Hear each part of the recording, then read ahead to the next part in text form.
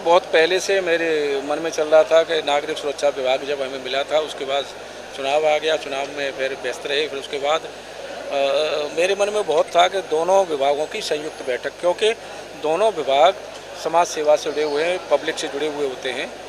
तो मैंने संयुक्त रूप से बैठक करके कुछ निर्देश दिए हैं कि हमें ड्यूटी के साथ साथ मानव सेवा भी करना चाहिए। और विशेष मेरा जोर रहा है प्रकृति संरक्षण और संवर्धन पे। हम लोग अपने स्तर से क्या इसमें अपनी भूमिका निभा सकते हैं, एक जागरूकता अभियान चला सकते हैं। दोनों विभाग हमारे प्रकृति का स्वच्छ रहना, शुद्ध वातावरण में रहना हम सब लोगों के लिए बहुत ज़रूरी है। आने वाली पीढ़ी हमारी है, इसलिए प्रकृति का संरक्षण संवर्धन और दूसरा जल का संरक्षण और संवर्धन। मैं आपके माध्यम से भी विभागों के अलावा आम लोगों से भी कहना चाहूँगा कि हमें प्रकृति का संरक्षण और जल का संरक्षण संवर्धन करना चाहिए।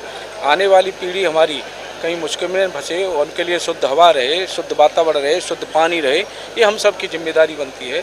ये कहा है हमने। और जो भी कुछ हमारे होमगार्ड के जवान, नागरिक सुरक्षा के जवानों ने अपनी कुछ बातें कही हैं, उस पर भी हम लोग विचार करेंगे। और निश्चित रूप से ऐसा नहीं है, जहाँ हमारी कहीं आपदा आती है, जो सिविल डिफेंस में पहुँचता है, सबसे पहले पहुँचता है, तो ऐसा नहीं है कि लोग जानते नहीं हैं। लेकिन जिस तरह से होमगार्ड विभाग ने अपनी ड्यूटी से अलग हट करके तिरंगा यात्रा निकाली, वृक्षारोपण का बृहद अभियान चलाया, नदियों की सफाई का अभियान चलाया, इस तरह से जब समाज में काम करते हैं तो अलग पहचान बनती है समाज की।